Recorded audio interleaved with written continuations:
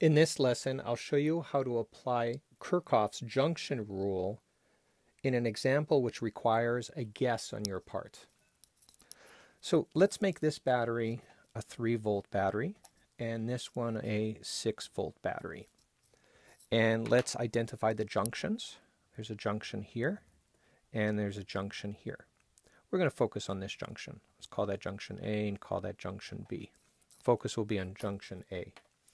So the current, we know that there's a current that goes in this direction. So current like that. Let's call that current I1. And then we know that we have a current here coming into junction A as a result of the 6-volt battery, like that. So let's call that I2. Now the question is, what happens to the current through R2? So my guess is going to be that it's going to go in this direction like that. Okay, and we'll call that I. Actually, we'll call this one I2. This one corresponds to R3. So let's call that R3 right there. Good.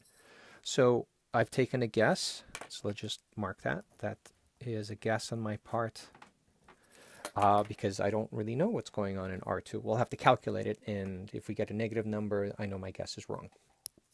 Okay, so let's apply the junction rule. We know that the sum of all the currents must equal to 0. So at junction A, we have coming in would be I3, going out and coming in would be I2, and going out would be I1. So we'd have negative I1 plus I2 plus I3 is equal to 0. Okay, and that would be the junction rule applied to point A using this guess. So let's have a look at the alternate guess. Okay, so our alternate guess is going to be where the current's going to go in this direction. So we still have our point A, and we have current I1, and this will be I3, and this will be I2. Okay, just point out that that is a guess. That's the only difference between the previous sheet and this sheet. This is the alternate guess. Okay, so at point A, what do we have? I1 is moving away, negative I1. I2 is moving away, and I3 is coming in, and that's equal to 0. And that would be great.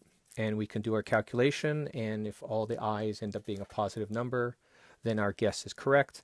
If we have a negative calculation, then we know that this guess was incorrect, and then we just compensate for that.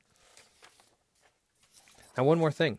Here's another possible outcome that you need to be aware of.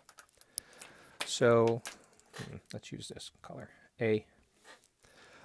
We have a current I1 going like that. We have a current I3 going like that. Now, it is possible that between A and B there is no current.